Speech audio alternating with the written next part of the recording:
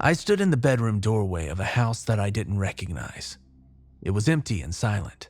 The hallway was long and the front door was just around the corner. I didn't move. I was supposed to be there. I waited. I was vaguely aware of my consciousness, the thoughts that make me, lost somewhere in my head.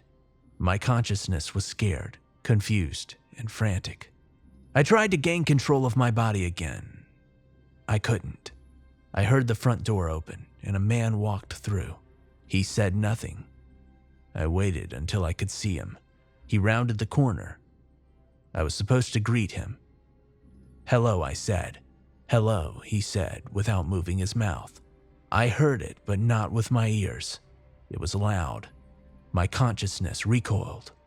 My eyes did not move from his, but I took in his appearance. My eyes were not supposed to move from his. His arms and legs were too long for his gaunt, pale body. I was not supposed to notice this, so I didn't. He was a strange man. "You are a strange man," I said. "Yes," he replied without moving his mouth. My consciousness didn't like that. "I don't like that," I said. He smiled without moving his mouth. A hand finally moved towards my face. It was long and bony, with too many joints. I wasn't supposed to notice this, so I didn't. He touched his hand to my forehead. He slithered into my mind and looked around, rifling through my thoughts and memories. My consciousness screamed and writhed in agony, calling out for someone to help. He touched his hand to my forehead. He slithered into my mind and looked around, rifling through my thoughts and memories. My consciousness screamed and writhed in agony, calling out for someone to help. It hurt. It hurt me. It hurt my body. I stepped back. I wasn't supposed to step back. The man looked at me. He was angry. He screamed with 1,000 voices. I stood in the bedroom of a house I almost recognized. A few pieces of furniture were scattered here and there. There were faint voices and car horns outside. The man took a step towards me. My eyes did not move from his. They weren't supposed to. I was supposed to let him touch my face. "I'm supposed to let you touch my face," I said. "Yes," he said. His mouth did not move. His long, twisted hand reached for my face. I was supposed to let him take my mind for himself. "I am supposed to let you take my mind," I said. But my consciousness screamed. It seemed louder now. "Yes," he replied back loudly. I took a second step back. "I will not," I said. The man was angry. He screamed in 1,000 voices.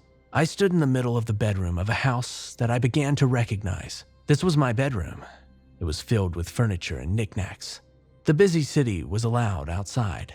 There was a strange man in my home. His arms and legs were way too long for his body. His limbs were long and bony, with too many joints. But I wasn't supposed to notice this. My eyes were not supposed to move from his. But they did. He wasn't a man at all. "Get out of my house," my consciousness screamed. "Get out of my house," I screamed. "Get out of my house," my consciousness and I screamed together. I was slammed back into my body with such force that I stumbled. The man, the thing in front of me, recoiled and screamed. I was filled with a rage that I'd never felt before. I lunged at it, wanting to destroy whatever it was, wanting to kill it so that it could never shove its way inside my mind again. It screamed. An awful sound that didn't belong to it. A scream that belonged to many other people, that it took for itself. It screamed an awful sound that didn't belong to it, that belonged to many, many other people, that it took for itself. It flung itself towards the front door. "You will not return here," I growled. It screamed that awful scream at me again. "You will not return here," I roared. "I will not return here," it said, its mouth never moving. It flung itself out the front door. I collapsed. This was my house, and this was my mind. You're not supposed to notice when he comes, but notice.